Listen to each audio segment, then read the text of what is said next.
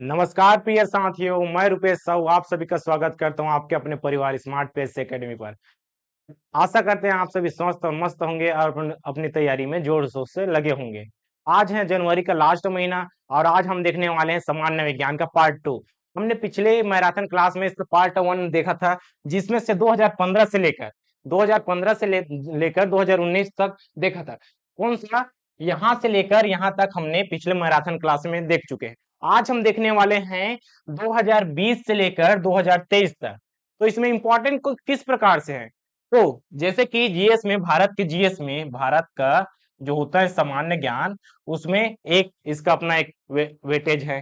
सामान्य ज्ञान का भी इसमें वेटेज है। इसमें भूगोल तो आपका रहता ही है, इसके साथ इसका इतिहास भी रहता है, संविधान भी रहता है और इसके साथ सामान्य विज्ञान भी रहता है। इस प्रकार से विज्ञान, तो देखिए विज्ञान में पिछले कुछ वर्षों से लगभग 5 प्रश्न बनते आ चुके हैं। 5 प्रश्न सामान्य विज्ञान से बनते हैं। ठीक है, इस प्रकार से 2020 से लेकर 2023 तक लगभग 5 प्रश्न बने हुए हैं। तो चलिए आज की क्लास को जल्दी से स्टार्ट करते हैं। तो यहाँ पर देखिए पहला प्रश्न क्या कहता है, जर्मन सिल्वर, अब नाम दे दिया, जर्मन में पाया गया इसलिए नाम है जर्मन सिल्वर। तो जर्मन सिल्वर में सिल्वर कितना प्रतिशत होता है? तो सिल्वर, सिल्वर मतलब क्या होता है? सिल्वर का मतलब होता है यहाँ पर चांदी। ठीक है, हमें पता है सिल्वर का मतलब क्या होता है। जो सिल्वर होता है उसका मतलब क्या होता है? चांदी। जैसे कि गोल्ड मतलब सोना, तो यहाँ पर देखिए इसका मतलब हो गया चांदी और एक होता है गोल्ड। इस प्रकार से गोल्ड, और इसका अर्थ क्या हो जाएगा? ये तो अपना सोना है। तो इसका मूल्य देखिए बहुमूल्य पदार्थ है, चांदी भी और सोना भी। तो इसमें पूछा है वही जर्मन सिल्वर जो होगा उसमें सिल्वर कितना प्रतिशत है? तो सिल्वर है भाई, उसमें तो सिल्वर की मात्रा पाया ही जाएगा। तो यहाँ पर ऐसा नहीं है। जो जर्मन सिल्वर है यहाँ जर्मन में पाया गया है एक कौन सा? मिश्र धातु है। क्या? ये जर्मन सिल्वर एक मिश्र धातु है, एक मिश्र धातु है। तो यहाँ पर सिल्वर नाम क्यों दिया? यहाँ पर सिल्वर नाम देने का मतलब है यहाँ पर जो मिश्र धातु मिला है उस वहां दिखने में कैसा? सेम टू सेम, हूबहू सिल्वर जैसा चमकीला दिखता है। तो सिल्वर का जो कलर है, इसमें जो कलर है सिल्वर का कलर है वही है जर्मन सिल्वर। तो इसमें सिल्वर की मात्रा नहीं पाया जाता। तो हमारा ऑप्शन क्या हो जाएगा? हमारे इसमें 20% तो आएगा नहीं, 30%। जब इसमें पाया ही नहीं जाता तो कितना हो जाएगा? जीरो। वेटेज तो इसको जीरो है, जीरो है तो 60 आएगा क्या? ए भी नहीं आया। हमारा आंसर क्या हो जाएगा? हमारा आंसर हो जाएगा इनमें से कोई नहीं। तो देखिए जर्मन सिल्वर में क्या नहीं पाया जाता? सिल्वर नहीं पाया जाता। हमने क्या बताया? यहाँ पर मिश्र धातु बताया। तो उसके अलावा मिश्र धातु में कोई तो धातु पाया जाएगा। तो यहाँ पर क्या पाया जाता है? तांबा पाया जाता है, तांबा पाया जाता है जी, तांबा। और इसके साथ निकेल भी पाया जाता है और जिंक। इस प्रकार से देखिए तांबा पाया जाता है, जिंक पाया जाता है और निकेल। यहाँ पास जिंक, देखिए जिंक पाया जाता है। तो इसका प्रतिशत क्या है? इसका प्रतिशत सबसे सर्वाधिक मात्रा में तांबा पाया जाता है, उसके बाद जिंक पाया जाता है, उसके बाद निकेल। एक क्रमांक है इसका। तो इसका है 56%, इसका है 56% और इसका क्या हो जाएगा? 20%। देखिए इसका है 24%, जिंक का है 24% क्योंकि ये कंटिन्यू चल रहा है। तो तांबा का है 56%, उसके बाद जिंक जिंक का है 24% और इसका हो जाएगा 20%। इस प्रकार से टोटल क्या हो जाएगा? टोटल इसका होता है 100%, यहाँ पर इसका 24% जी। इस प्रकार से देखिए तो ए क्या है? ए है जर्मन सिल्वर, जिसमें याद रखेंगे इसमें सिल्वर 0% है। तो जो इसका कलर है, इसका जो रंग है, जर्मन सिल्वर का जो रंग है किसके समान है? सिल्वर के समान है, सिल्वर के समान है, सिल्वर के रंग के जैसा इसका है, रंग के जैसा इसका रंग है, इसलिए इसको जर्मन सिल्वर बोला जाता है। वो जगह है सिल्वर के जो रंग के आधार पर इसका नाम रखा गया है। और पाया क्या जाता है? तांबा 56, जिंक 24, निकिल 20%। इस प्रकार से चलिए अगले प्रश्न में बढ़ते हैं। अगला प्रश्न क्या कहता है? यहाँ पर देखिए ध्वनि तरंगों से संबंधित निम्नलिखित कथनों में कौन सा कथन सही है? अब यहाँ पर देखिए ध्वनि तरंग क्या है?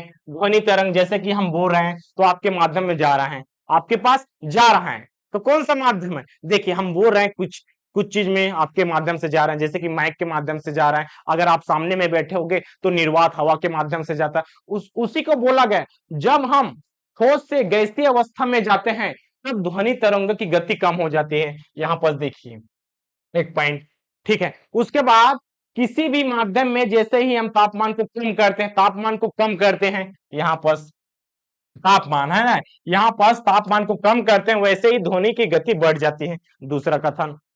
तीसरा देखिए, ध्वनि की गति कांच के माध्यम की तुलना में एल्यूमिनियम के माध्यम में कम रहती है। अब यहाँ पास एल्यूमिनियम, एल्यूमिनियम या एल्यूमिनियम भी बोल सकते हैं, और यहाँ पास कांच। तो कौन कौन सा कथन यहाँ पर सही होगा? तो यहाँ पर देखिए, जब हम ठोस से गैसीय अवस्था में जाते हैं, जैसे कि ठोस से गैसीय अवस्था में जाते हैं, तब ध्वनि तरंगों की गति क्या हो जाती है? कम हो जाती है। सही बात है कि गलत बात? अब यहाँ पास आप लीजिए, यहाँ पास पाइप लीजिए इस प्रकार से, खुला पाइप, और यहाँ पास एक ठोस है, ठीक है, ठोस है। क्या कहा? ठोस से गैसीय अवस्था में जाते हैं, मतलब हम अपना माध्यम का उपयोग कर रहे हैं। यहाँ पास माध्यम हमारा क्या है? जो माध्यम होगा जी, यहाँ पास माध्यम हमारा ठोस है, ये हमारा ठोस है। इधर से आप बोलेंगे, इधर से बोलेंगे, यहाँ पास जो रहेगा बोलेगा या बोलेगी इस प्रकार से। देखिए ये बोल रहा है, कुछ बोल रहा है, तो सीधा जाएगा कि नहीं? जैसे कि पुंगरी लगाकर सामने वाले के कान में बोलते हैं, बजाते हैं, हाँ हटा भैया बहुत आवाज आ रहा है, ऐसा करके। तो यहाँ पर वही चीज है, हम सामने से बोल रहे हैं पाइप के माध्यम से, तो सामने वाला पक्ष इधर पर ले लेते हैं दूसरा व्यक्ति, एक व्यक्ति है जी, यहाँ पर व्यक्ति, दूसरा व्यक्ति है, और ये पहला व्यक्ति, इस प्रकार से पहला व्यक्ति है। तो जाएगा कि नहीं? अच्छे से जा पाएगा, ठीक है। कितना भी लंबा होगा, जैसे कि 200 मीटर का भी होगा, अगर पाइप के माध्यम से बोलेंगे तो जाएगा, भले कम जाए लेकिन जाएगा। अब यही चीज आप बोल रहे हैं, यही चीज क्या हो गया? यही चीज आप बोल रहे हैं, इधर से बोल रहे हैं, और यहाँ पर क्या हो जाएगा? गैसी अवस्था, मतलब खुला, खुला है, बोल रहे हैं एकदम से खुला आसमान के नीचे आप खड़े हैं, दो लोग व्यक्ति इधर से चिल्ला रहे हैं उधर से, तो यहाँ पर बीच में अवरोध है, बीच में हवा का अवरोध है। यहाँ पर अगर पास में तो सुन लेंगे, लेकिन थोड़ा दूर हो जाएगा, जैसे कि इसका माध्यम मान के चलिए 100 मीटर है या 200 मीटर है, इस प्रकार से। लेकिन इसमें इसमें तो स्पष्ट रूप से सुनाई देगा, आप ट्राई कर सकते हैं घर में, और इसमें भी कर सकते हैं। यहाँ पास लेकिन यहाँ पास अवरोध होगा, अवरोध होगा, क्योंकि यह माध्यम है, कहां से जाएगा पता नहीं, क्योंकि ये गैस है, एक गैस है या वायुमंडल है, इस प्रकार से वायु है, तो इसमें कम होता है। तो स्पीड किस में रहा? स्पीड इसमें रहा, स्पीड इसमें रहा, तो ठोस से गैस में आएंगे तो कम होगा, बिल्कुल होगा, ये वाला एकदम सही है, ठीक। अब दूसरे में चलते हैं। किसी भी माध्यम में जैसे ही हम तापमान को कम करते हैं, जैसे कि दोनों माध्यम है, तापमान को कम कर दे हैं, वैसे ही ध्वनि की गति बढ़ जाती है। एक गलत बात है, ध्वनि की गति क्या? कम करेगा, और यहाँ पास अधिक, तापमान को अधिक करेंगे, जैसे कि आप एकदम तापमान गर्मी में बोल रहे हैं, और आपके पैर में क्या आ गया? वही तापमान वाला कुछ भी चीज, जैसे आग, तो आप अधिक जोर से चिल्लाएंगे तो बढ़ेगा कि नहीं? अगर तापमान को बढ़ाएंगे तभी तो आपके चिल्लाने की गति बढ़ेगा। तो ऐसे करके आप याद रख सकते हैं। तो यहाँ पर कम करेंगे तो नहीं, अधिक करेंगे तो बढ़ेगा। तो ये दूसरा वाला भी कथन क्या हो जाएगा? सही होगा क्या? नहीं, एक गलत हो जाएगा। अब चलते हैं तीसरे कथन में। ध्वनि की गति, जो ध्वनि की गति होगा, कांच के माध्यम की तुलना में एल्यूमिनियम के माध्यम में अधिक होती है, एल्यूमिनियम के माध्यम में अधिक होती है। यहाँ पास कम दिया है, ये अधिक होना चाहिए, यहाँ पास क्या होना चाहिए? अधिक होना चाहिए, क्योंकि कांच के माध्यम की तुलना में, कांच में आप बोलेंगे, कांच में आप बोलेंगे तो जा पाएगा क्या? नहीं जाएगा। लेकिन एल्यूमिनियम के तार में जैसे कि कंपन होता है, वहीं जैसे इलेक्ट्रिसिटी भी इसी के माध्यम से जाएगा। तो यहाँ पास अधिक होना चाहिए कि कम होना चाहिए? अधिक ही होना चाहिए, क्योंकि एल्यूमिनियम का तार है, अलग से विद्युत का भी सुचालक है, ध्वनि में भी इसका स्पीड ज्यादा होगा। तो यहाँ पास ए वाला भी गलत हो गया। तो हम केवल कथन एक ही सही हो जाएगा। कौन सा कथन? यहाँ पर देखिए, कथन ऑप्शन नंबर सी, केवल कथन एक सत्य है। इस प्रकार से चलिए अगले प्रश्न में बढ़ते हैं। अगले प्रश्न क्या कहता है? यहाँ पर देखिए, यहाँ पर कहता है जो पौधा होगा, पौधा की वृद्धि के संबंध में, पौधों की वृद्धि के संबंध में निम्नलिखित में से कौन मैक्रोनिया एंड है? मतलब पोषक की बात कर रहा है इसमें। पौधों की वृद्धि के संदर्भ में पोषक तत्व की बात कर रहा है। पोषक तत्व क्या होता है, यहाँ पर देखिए पोषक तत्व होता है जी। पोषक तत्व जैसे कि खाना, क्या खाना हम खाते हैं, खाना उसमें पोषक तत्व तो पाया जाता है, बिल्कुल पाया जाता है। तो अपने हिसाब से खाइए, क्या खाइए, अपने हिसाब से खाइए। शाकाहारी में भी ऑप्शन है, मांसाहारी भी में ऑप्शन है, दोनों में पोषक तत्व अलग अलग पदार्थों में, अलग अलग खाद्य पदार्थों में पाया जाता है। इसी प्रकार से पौधों में पोषक तत्व के संदर्भ में कौन से होगा, जो मैक्रो न्यूट्रिएंट है। तो यहाँ पर देखिए एक क्या है, अधिक पोषक तत्व, जैसे कि अधिक मात्रा में पाया जाएगा, एक अधिक उपयोग होगा। तो यहाँ पर क्या हो जाएगा, अधिक वाला, अधिक उपयोगी, इस प्रकार से अधिक उपयोगी, अधिक मात्रा में पाया जाएगा ये अपना। और दूसरा कम मात्रा में, कम मात्रा में, कम मात्रा में या सूक्ष्म माध्यम में। तो क्या हो जाएगा, इसका नाम क्या देंगे, अधिक मात्रा वाला का प्रमुख दे देंगे। प्रमुख पोषक तत्व पाया जाता है, प्रमुख पोषक तत्व पाए जाते हैं, इस प्रकार से बोल देंगे। और इसको क्या बोल सकते हैं, सूक्ष्म पोषक तत्व, क्योंकि हम साइंस पढ़ रहे हैं, साइंस पढ़े तो इसका नामकरण भी होगा। तो यहाँ पर जो अधिक मात्रा में है उसको प्रमुख पोषक तत्व, और जो कम मात्रा में है उसको सूक्ष्म पोषक तत्व कहा जाता है। तो इसके अंतर्गत कौन सा आ जाएगा, तो इसके अंतर्गत इसी का इसका नाम है, जो प्रमुख वाला है इसी का नाम है। चलिए, तो यहाँ पर देखिए पोटेशियम, जिंक, बोरान, क्लोरीन। अब इसमें हमें प्रमुख पोषक तत्व को जानना है। तो इसमें प्रमुख पोषक तत्व कौन सा है, पोटेशियम है। कौन सा है, पोटेशियम है। तो प्रमुख पोषक तत्व में आपको याद रख लेना है, क्या रखना है, पोटेशियम है जी। यहाँ पास पोटेशियम है। इसके अलावा और भी होगा क्या, बिल्कुल होगा, इसके अलावा और भी होगा, हाइड्रोजन है, ऑक्सीजन है, इस प्रकार से देखिए ऑक्सीजन है। उसके बाद मैग्नीशियम भी ले सकते हैं, मैग्नीशियम है। ये सभी प्रमुख पोषक तत्व के अंतर्गत आता है। कार्बन भी इसी के अंतर्गत आ जाएगा, इस प्रकार से। हाँ, ये वाला प्रमुख पोषक तत्वों में। और इसमें सूक्ष्म को भी देख लीजिए, बाकी जो बचा इसका ले लीजिए एग्जाम्पल, जिंक है। दूसरा है, एक कम मात्रा में भी होगा तो भी चलेगा, लेकिन ये सब चीज अधिक मात्रा में होना चाहिए। क्या है, तीसरा क्लोरीन दिया है, क्लोरीन दिया है। चौथा मैग्नीज इसमें आ जाएगा, मैग्नीज। तो यहाँ पर कंफ्यूजन किसमें नहीं होना है, ये मैग्नीशियम इस साइड है और मैग्नीज इस पार। देखिए ये लंबा है तो अधिक मात्रा में हो जाएगा, ऐसा करके भी याद कर सकते हैं। और ये वाला मैग्नीज छोटा है तो छोटे साइड में सूक्ष्म के रूप में चला जाएगा। तो इसमें अधिक मात्रा में पाया जाना चाहिए, अधिक मात्रा में आवश्यक होंगे, अधिक मात्रा में आवश्यक होते हैं, ये हैं जी, होते हैं या होता है। और कम मात्रा में या सूक्ष्म मात्रा में आवश्यक है, इस प्रकार से। तो इंपॉर्टेंट कौन सा है, इंपॉर्टेंट दोनों है, कम रहे या ज्यादा, इंपॉर्टेंट हमारे लिए जब दोनों है। तो ये अधिक मात्रा में हम प्रदान करेंगे और इसको कम मात्रा में। अगला प्रश्न क्या कहता है, यहाँ पर देखिए पारा एक ऐसा विषैला पदार्थ है जो भूमि, जल, वायु एवं खाद्य श्रृंखला को बुरी तरह दूषित कर देता है, बुरी तरह दूषित कर देता है। पारा के बारे में आपको जानकारी दे दिया गया। अब इसका क्या पूछता है, निम्नलिखित में से कौन सा पारा प्रदूषण का स्रोत है। अब हमें स्रोत को देखना है। तो यहाँ पर देखिए कीटनाशक, डेंटल फिनिंग्स, लैंप्स, कोयला। अब इसमें हमें चयन कैसे करना है, जैसे कि कोई प्रश्न कठिन लगता है तो यहाँ पर विकल्प में देखिए, विकल्प भी आपके पास ऑप्शन का माध्यम है। तो यहाँ पर केवल एक एवं दो, यहाँ पर केवल एक, दो, तीन, और इस प्रकार से केवल इसमें सभी हैं, एक, दो, तीन, चार। तो हमें ऊपर से नीचे नहीं आना है, हमें नीचे से ऊपर की ओर जाना है। तो यहाँ पर देखिए अगर चार वाला हमें सभी मिल गया, अगर चार वाला इसका स्रोत मिल गया तो तीन, दो, एक ऑलरेडी होगा जी।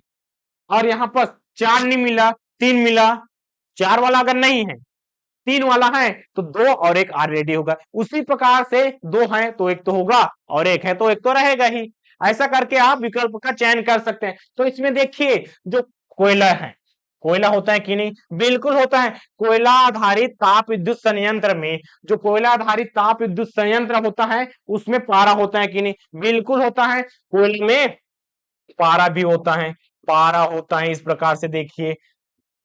और इसका एस का क्या है, ग्रेफाइट, ग्रेफाइट है, हीरा है, इसमें मात्रा को पूछा है, तो यहाँ पर जिसमें मात्रा होगा, पारा का मात्रा है कोयला में, और इसको जलाने पर, आधारित ताप विद्युत संयंत्र में जलाने पर इसका प्रदूषण का स्रोत बनता है कि नहीं? बिल्कुल बनता है, क्योंकि इसमें इसका मात्रा पाया जाता है। तो 4 वाला तो आ गया, तो 3 वाला आएगा कि नहीं? बिल्कुल आएगा। अगर 4 वाला आ गया तो 3 वाला भी आ जाएगा, 2 वाला भी आ जाएगा, इस प्रकार से 1 वाला भी आ जाएगा। कीटनाशक में तो होता ही है, इसमें भी होता है, तीसरा और चौथा वाला ऑलरेडी तो आ गया।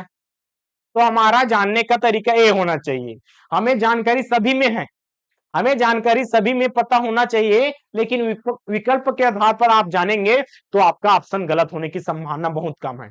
तो यहाँ पर देखिए अगला क्वेश्चन क्या कहता है, यहाँ पर कहता है प्रश्न 5वां, किसी उत्तल दर्पण द्वारा अनंत, किसी उत्तल दर्पण द्वारा, उत्तल दर्पण द्वारा अनंत तथा दर्पण के ध्रुव P के बीच रखे बीम के प्रतिबिंब की प्रकृति क्या होगी? जैसे कि हमने पिछले मैराथन क्लास में लेंस और दर्पण के बारे में चर्चा किया, वही है जी। यहाँ पर देखिए, यहाँ पर क्या बनता है, उत्तल लेंस में सीधा और आभासी के रूप में बनता है। क्या इसका प्रतिबिंब जो बनेगा, मतलब छाया जो बनेगा, उसका प्रकृति कैसा होगा? आभासी बनेगा और सीधा बनेगा। एक किस लेंस में, लेंस की जगह क्या दिया है यहाँ पर? उत्तल दर्पण। लेकिन यहाँ पर जो देखिए, यहाँ पर ध्रुव P भी है, तो यहाँ पर किस प्रकार से देखिए, ये अपना दर्पण हो गया, ये लेंस है, तो इस साइड अगर रख देंगे तो क्या बन जाएगा? दर्पण बना लेंगे। और इसमें जो ध्रुव रहेगा, अब ध्रुव रहेगा, ये वाला P अगर ध्रुव है, मान के चलिए यहाँ पर ध्रुव इस प्रकार से, अब कहा क्या बनेगा? तो सीधा बनेगा, हम बिल्कुल सीधा बनेगा और आभासी भी बनेगा, वास्तविक नहीं बनेगा। इसमें क्या बनता है? आभासी बनता है, वास्तविक वाला अवतल लेंस का है। ठीक, आगे बढ़ते हैं, आगे बढ़ते हैं। प्रकाश संश्लेषण की प्रकृति में दो क्या है? एटीपी, एटीपी है कि कितने अणु ग्लूकोज के प्रत्येक अणु के संश्लेषण में शामिल रहते हैं। तो प्रकाश संश्लेषण की क्रिया किसमें होती है? प्रकाश संश्लेषण की जो क्रिया है कौन करता है? ये पौधों में होता है। पौधों में कैसे? सूर्य जब आता है, सूर्य जाता है प्रकाश की उपस्थिति में और जल की उपस्थिति में, इसका प्रकाश संश्लेषण की क्रिया होता है जी। तो यहाँ पर इसका अणु पूछा है, तो अणु कितना होता है, कितना शामिल होता है? इसके ग्लूकोज के प्रत्येक अणु 18 होते हैं, और एक अणु को बनने में, एक अणु को बनने में 6 बार इसका प्रोसेस चलता है, तभी इसका एक अणु का निर्माण होता है। इस प्रकार से आप देख सकते हैं प्रत्येक अणु के संश्लेषण में शामिल रहता है। टोटल मिलाकर करेंगे तो कितना हो जाएगा? प्रत्येक अणु में 18 के रूप में समूह में ऐसा पाया जाता है। अगला प्रश्न क्या कहता है? ऊर्ध्वाधर तल एवं क्षैतिज तल में कोणीय दूरी को मापने में प्रयुक्त होने वाला यंत्र क्या है? जो ऊर्ध्वाधर तल है, ऊर्ध्वाधर तल और क्षैतिज तल, यहाँ पर ऊर्ध्वाधर तल और क्षैतिज तल, इसको मापने का जो कोणीय मापन होगा, जो कोणीय मापन होगा प्रयुक्त होने वाला, जैसे कि कोणीय मापन इस प्रकार से कोणीय मापन के रूप में कर सकते हैं, तो थियोडोलाइट है। इसका कौन सा है? ए वाला मापन का तरीका। आप एक चीज भी देखिए, यहाँ पर जो अल्टीमीटर है, जो अल्टीमीटर है, इसको आप याद रखेंगे, ये ऊंचाई, किसका? ऊंचाई का मापक है, ऊंचाई का मापन करता है ये वाला अल्टीमीटर। पहाड़ों में, जैसे कि पहाड़ों में ये पहाड़ है, माउंट एवरेस्ट की ऊंचाई कितना है? 848 है और कंटिन्यू बढ़ते जा रहा है। इस प्रकार से उसका ऊंचाई कहां से मापे? अल्टीमीटर से मापे। लेकिन इस प्रश्न में ये वाला आंसर है। ठीक है, अगले प्रश्न की ओर बढ़ते हैं। अगला प्रश्न क्या कहता है? यहाँ पर देखिए, ग्रीन हाउस प्रभाव, ग्रीन हाउस प्रभाव में योगदान देने वाले निम्नलिखित का घटता हुआ क्रम क्या होगा?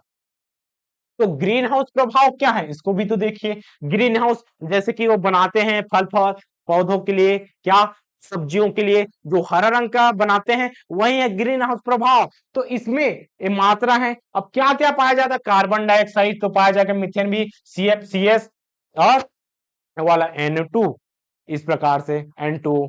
तो ये चारों चीज तो पाया जाता है, लेकिन कितना मात्रा में पाया जाएगा वो भी तो कंफर्म होना चाहिए। तो यहाँ पर देखिए कितना मात्रा में पाया जाता है इसका, कार्बन का। सबसे ज्यादा आवश्यक पौधों के लिए क्या है? प्रकाश संश्लेषण के लिए सबसे ज्यादा आवश्यक क्या है? कार्बन डाइऑक्साइड सबसे ज्यादा आवश्यक है। कार्बन डाइऑक्साइड ग्रहण करते हैं और क्या उत्सर्जित करते हैं? ऑक्सीजन उत्सर्जित करते हैं, जो हमारे मनुष्य के लिए क्या होता है? श्वसन के लिए लाभदायक होते हैं। या हम श्वसन के लिए उपयोग किसका करते हैं? ऑक्सीजन का ही उपयोग करते हैं। तो यहाँ पर सर्वाधिक मात्रा में होता है कार्बन, डाइऑक्साइड। इस प्रकार से CO2 होता है सबसे ज्यादा मात्रा में, तो हमारे वाला ऑप्शन तो गलत ही हो जाएगा। हमारे पास तीन साधन हो गए ना, यहाँ पास हमारे पास तीन साधन हो गए। इस प्रकार से देखिए, ये वाला कार्बन डाइऑक्साइड सबसे अधिक मात्रा में, तो यहाँ पर देखिए ए है 60%, जो कार्बन डाइऑक्साइड है ए है 60%। कितना, यहाँ पर देखते हैं जो CO2 है 60% है।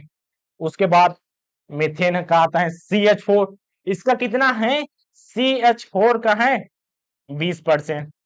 और जो बचा चाल कितना, 60 70 80, ये तो हो गए मिलाकर। लेकिन इसके बाद N2O का बनता है, उसके बाद CF CS का बनता है।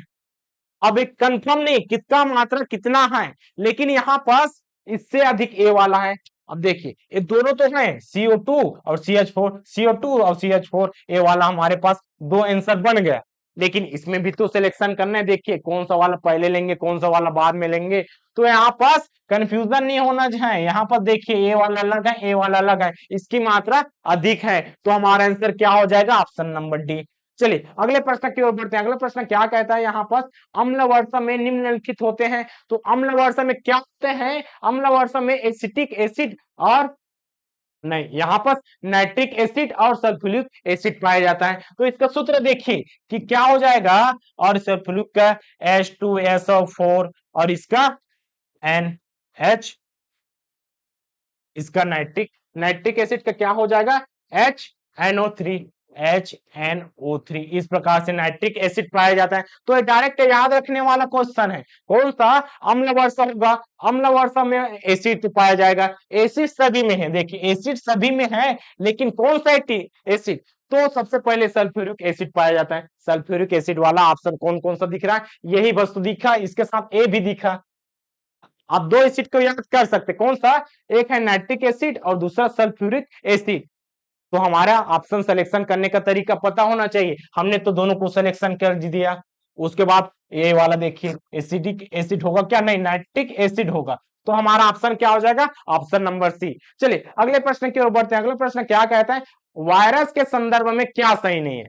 वायरस, एंटीवायरस, कंप्यूटर में भी वायरस है और इसे साइंस वाला में भी वायरस, जैसे कि अभी कोरोना वायरस है, तो कोरोना वायरस से भी क्वेश्चन यहाँ पर पूछा गया है। तो यहाँ पर देखिए वायरस शब्द है, वायरस शब्द है, एक डच माइक्रोबायोलॉजिस्ट है MW ने दिया। ये सही है कि गलत, ये बिल्कुल सही है, इसी ने दिया इसका वायरस को। अब यहाँ पर देखिए वायरस का न्यूक्लिक एसिड जियोन RNN अथवा DNA आधारित हो सकता है, ये हो सकता है कि नहीं, इसको देखेंगे। उसके बाद जो DNA है ए है, DNA RNA, इसके बारे में तीन क्वेश्चन दिया है।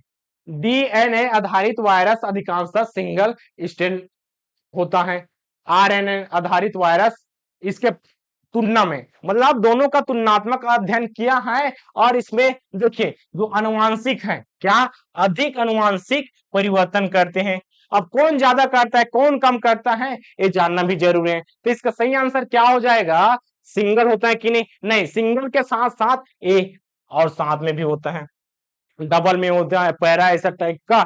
इस प्रकार से सिंगल बस नहीं होता है, इसमें एक्स्ट्रा भी होता है। तो यहाँ पर सही क्या नहीं है, पहला वाला तो सही हो गया, दूसरा वाला भी अथवा दिया है, एक साथ कभी नहीं हो सकते, दोनों अलग अलग होते हैं। तो यहाँ पास और रहता, जैसे कि और रहता, तो हमारा ऑप्शन एक गलत हो जाता है। लेकिन यहाँ पास अथवा दिया है, क्या दिया, अथवा दिया है या आर दिया है। इस प्रकार से दोनों एक साथ हो सकते हैं क्या, नहीं हो सकते, तो एक ही चीज होगा, तो हमारा दूसरा वाला भी सही। लेकिन ये सिंगल तो रहता है, सिंगल रहता है, लेकिन इसके साथ और भी रहता है, तो ये वाला गलत हो जाएगा, ए अधिक होता है, बिल्कुल ए अधिक ही होता है। तो हमारा ऑप्शन क्या हो जाएगा, जो गलत वाला है, ऑप्शन नंबर सी। इस प्रकार से चलिए अगले प्रश्न की ओर बढ़ते हैं। अगला प्रश्न क्या कहता है, निम्न में से किन परिस्थितियों में एक एक कंटेनर, कौन सा, एक कंटेनर में भरे कार्बन डाइऑक्साइड के अणुओं के बीच की दूरी बढ़ेगी। अब देखिए कंटेनर है या गुब्बारा है, चलिए हम कंटेनर की जगह बलून बना लेते हैं, गुब्बारा बनाते हैं।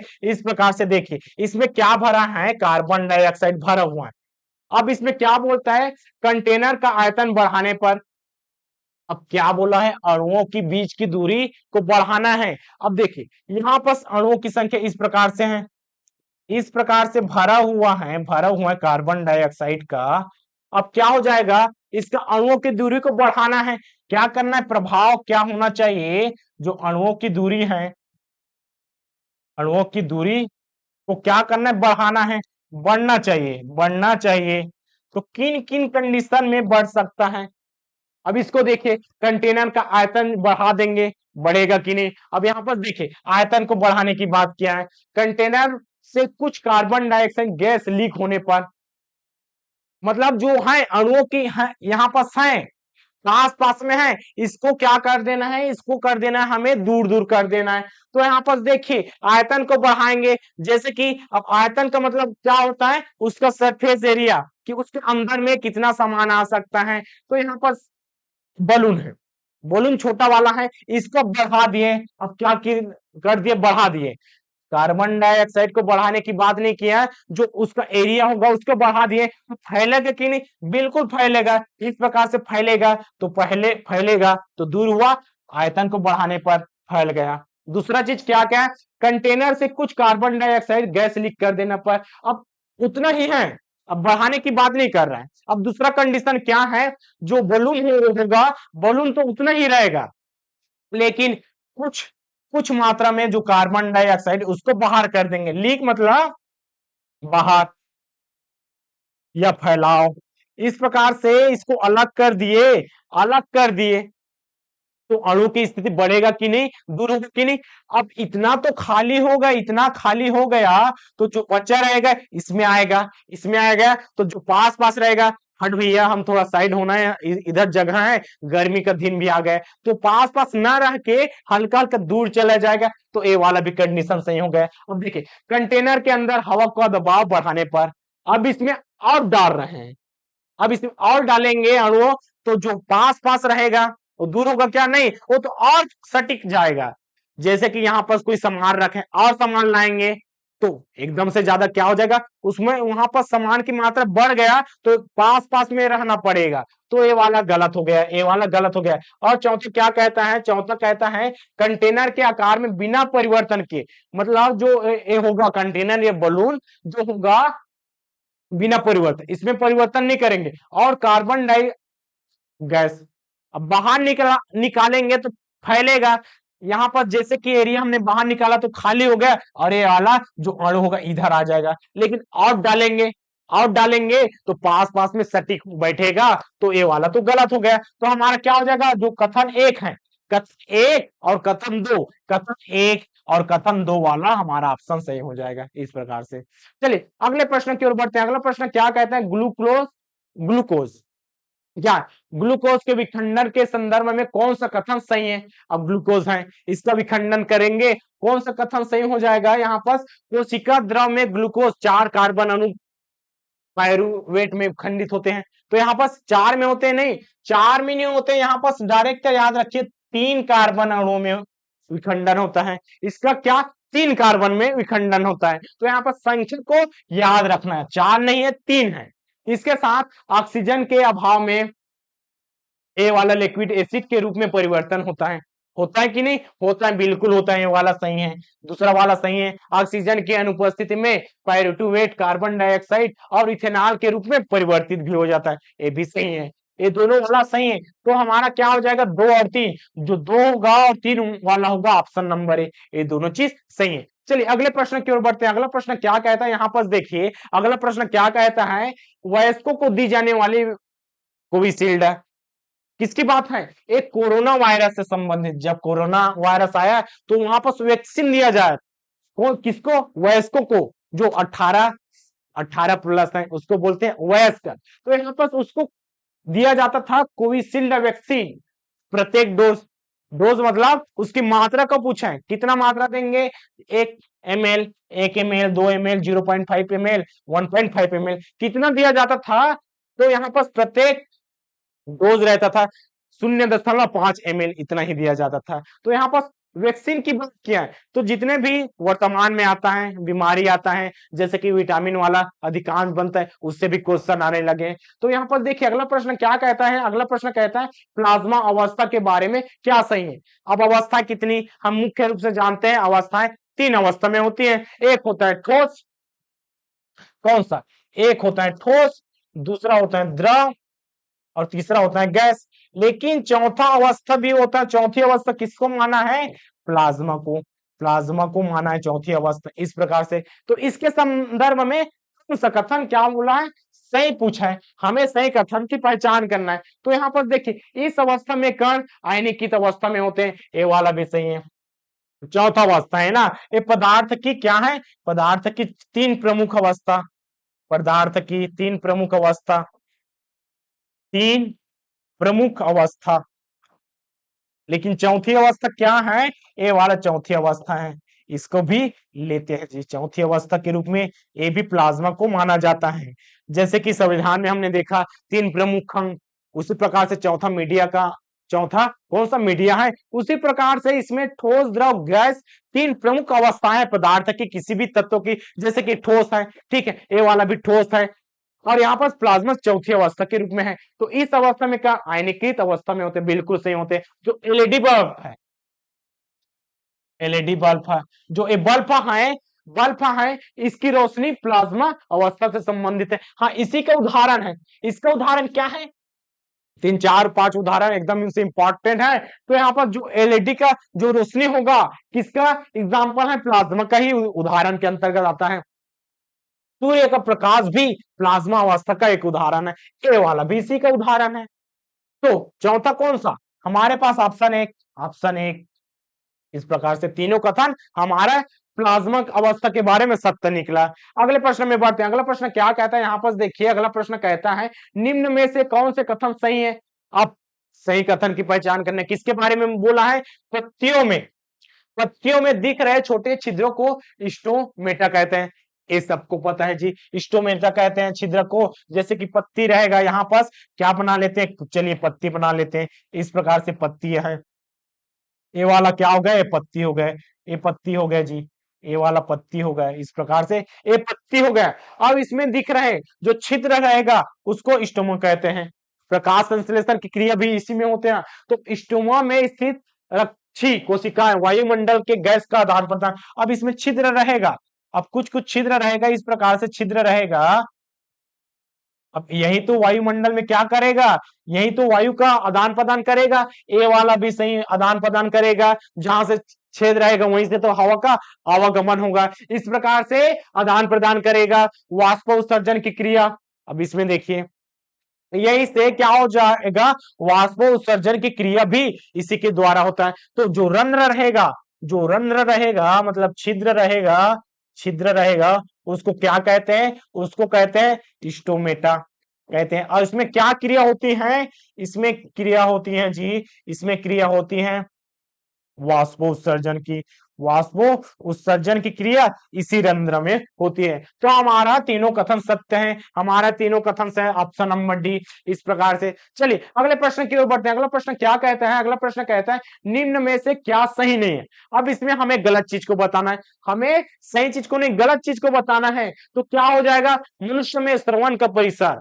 जो हम सुन रहे हैं, हम सुन रहे हैं, जैसे कि हमने कम बोला, देखिए आपने सोचा होगा आवाज दब गई, लेकिन आवाज नहीं दबा, हमने एकदम कम बोला। इसको क्या बोलते हैं, इसको किससे नापा जाता है, इसको नापा जाता है हर्ट्ज से।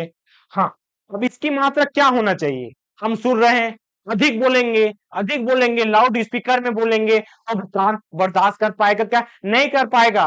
तो इसमें देखिए मनुष्य की जो श्रवण सुनने की जो शक्ति है कहां तक लिमिट है, कहां कितना जो ध्वनि है उसको सुन सकता है। तो स्टार्टिंग भी पता होना चाहिए और अंतिम भी पता होना चाहिए। अगर उससे कम बोलेंगे तो सुनाई नहीं देगा और उससे अधिक बोलेंगे तो चिल्ला ऐसे बोल दिया जाएगा, ये कान का जो पर्दा होगा वो फटने की संभावना बढ़ जाती है। तो यहाँ पर देखिए 20 हर्ट्ज से 10 10, यहाँ पर देखिए 10 के हर्ट्ज मतलब के का मतलब होता है 1000, 10,000 हर्ट्ज के बीच में है। तो सही है क्या, नहीं, यहाँ पास 20 हर्ट्ज से लेकर 20,000 हर्ट्ज तक है। तो पहला वाला गलत हो गया, पहला वाला गलत हो गया। दूसरा 10,000, 10,000 हर्ट्ज की आवृत्ति से अधिक की ध्वनि को परअश्रव्य ध्वनि कहते हैं। अब यहाँ पर 10,000 का नहीं, जो 20,000 होगा उससे अधिक। तो यहाँ पर हमने क्या समझा, यहाँ पर 3 भाग में हम क्या बांट सकते हैं, जो मनुष्य की श्रवण शक्ति है, जो हम 3 चीज में बांट सकते हैं। अब इसमें जो मानव सुनता है, जो मानव का श्रवण होगा उसको बोलेंगे। उसके बाद जो, हाँ अब इसको बोल सकते हैं श्रव्य ध्वनि, इसी को हम ग्रहण करते हैं, इसी को इसी के बीच में बोलेंगे तो ही सुन पाएंगे। और इससे एक्स्ट्रा बोलेंगे, एक्स्ट्रा बोलेंगे कौन सा, परश्रव्य। इस प्रकार से अब देखिए परश्रव्य ध्वनि, दूसरा वाला भी क्या हो गया, गलत हो गया, दूसरा वाला भी गलत हो गया क्योंकि 20,000 होना चाहिए। तीसरा क्या कहता है, भूकंप में मुख्य प्रघाती तरंगों से पहले परश्रव्य ध्वनि उत्पन्न होती है। परश्रव्य ध्वनि उत्पन्न होती है क्या, अधिक भूकंप आएगा, हल्का सा कंपन होगा, हल्का सा कंपन होगा, तो यहाँ पर परश्रव्य नहीं अवश्रव्य होगा, अवश्रव्य भी कह सकते हैं। इस प्रकार से ये ध्वनि उत्पन्न होगा। तो हमारे पास 3 ध्वनि होगा, पहला दूसरा तीसरा। कंपन आएगा, भूकंप आएगा, हल्का हल्का मचलता है, हमें सिर्फ महसूस होता है कि भूकंप आने वाला है, सुनाई देता है क्या, बाद में पता चलता है कोई मकान गिर गया, बिल्डिंग गिर गया, या इधर भूकंप आ गया। तो यहाँ पास देखिए इसका आवृत्ति, ये क्या हो गया, आवृत्ति कितना होना चाहिए, तो तीनों का आवृत्ति पता होना चाहिए। कितना है देखिए 20 से है, 20 हर्ट्ज से 20,000, 20,000 भी ले सकते हैं, या 20K का मतलब वही है हर्ट्ज तक। इस प्रकार से अब इसका जो अधिक होगा 20K हर्ट्ज अधिक वाला है, और इधर क्या हो जाएगा, कम वाला हो जाएगा, कितना 20 हर्ट्ज से कम वाला। इस प्रकार से तीनों हमें याद रहना चाहिए, क्योंकि इसका हम दैनिक जीवन में उपयोग करते हैं और उपयोग करते आ रहे हैं। तो इसमें कान फटने की संभावना होती है, कान का पर्दा फट जाता है। तो लाउड स्पीकर लगाकर कोई भी गाना सुनने से इसलिए मना किया जाता है क्योंकि माइंड में इसका प्रभाव पड़ता है, मांसपेशियों में इसका प्रभाव पड़ता है। अगले प्रश्न में भी चलते हैं, निम्न कथनों को पढ़कर सही विकल्प का चयन कीजिए। अब इसमें हमें सही विकल्प का क्या करना है, चयन करना है। तो देखिए अधिक ऊंचाई पर उड़ने वाले यात्रियों का आकाश काला प्रतीत होता है। अधिक ऊंचाई में हवाई जहाज में जाएंगे, हम तो नहीं गए, अगर कोई गया होगा तो वहां से देखिए, किसको देखिए, आकाश को देखिए, क्या रंग का दिखाई देगा, काला रंग का। ठीक है, काला रंग का दिखाई देगा, क्योंकि क्योंकि यहां पर देखिए दूसरा कथन भी क्या बोलता है, अधिक ऊंचाई पर प्रकीर्णन सुस्पष्ट नहीं होता। अब एक क्या है, एक क्या है, प्रकाश का फैलाव। इसका मतलब होता है, शाब्दिक अर्थ भी कह सकते हैं अपनी दिशा, क्या, दिशा से भटक जाना, भटक जाना, ये नहीं हो पाता। तो अपना है सूर्य, ये क्या है, सूर्य जी है, सूर्य महाराज है, और यहाँ पास क्या है, पृथ्वी है, ये वाला पृथ्वी, चलिए पृथ्वी बना दिए। अब बीच में क्या है, अब बीच में है आसमान, खुला आसमान, तारे जमीन पर। इस प्रकार से ये आसमान, कौन सा, ये आसमान है, हवाई जहाज उड़ता है, हवाई जहाज चलिए यहाँ पर उड़ रहा है। इस प्रकार से यहाँ पर देखेंगे तो जो होगा, क्या होगा, आसमान का मतलब है यहाँ पास वायुमंडल। तो वायुमंडल का ऊपर का बात कौन करता है, ऊपर का बात करता है, अधिक ऊंचाई पर उड़ने वाले यात्रियों को। तो ऊपर में वायुमंडल नहीं रहता है, तो वायुमंडल नीचे में है, वायुमंडल का स्थान है, तो वायुमंडल में गैस पाई जाएगी, गैस पाई जाएगी, हाइड्रोजन पाया जाएगा, ऑक्सीजन पाया जाएगा, इस प्रकार से नाइट्रोजन। तो वायुमंडल में गैसें रहती हैं।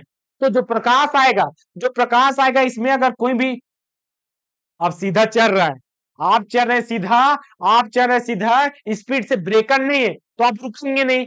लेकिन अगर बीच में ब्रेकर आ गया तो कुछ समय के लिए रुकेंगे, रुकेंगे नहीं, स्पीड को कम कर देंगे। वही चीज होता है, जिस प्रकार आया, अंदर आया, इसमें पाया गया विभिन्न प्रकार से गैस, वायुमंडल, धूल के कण, प्लस धूल के कण, धूल के कण भी पाया जाता है। कौन सा, धूल के कण भी पाया जाता है, धूल के कण भी पाया गया।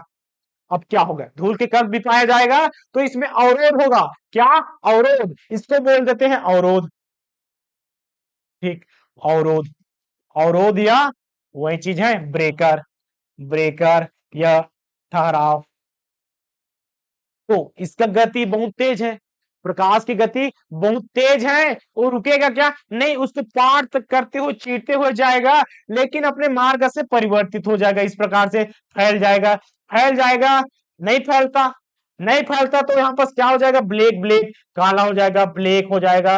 लेकिन फैल गया तो सभी तरफ इसका आकाश फैलेगा, इसका रंग दिखाई पड़ेगा, और यहाँ पर वायुमंडल का रंग रंग बिरंगा हो जाएगा। इस प्रकार से आप इसको याद रख सकते हैं। जहां पर प्रकीर्णन होगा, फैलाव होगा, वहीं तो उजाला होगा, जहां पसने होंगे वो अंधेरा हो जाएगा। तो दोनों कथन सही है, दोनों सही है, देखिए दोनों सही है। और इसका सही स्पष्टीकरण है क्या?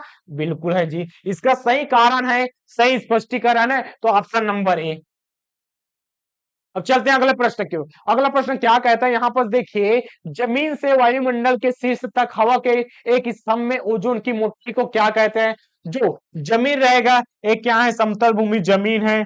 जमीन से लेकर जो ओजोन परत है, ओजोन परत है, ओजोन परत है, इसका जो हवा का क्या होगा? हवा का जो स्तंभ के रूप में इसकी मोटाई को क्या कहते हैं?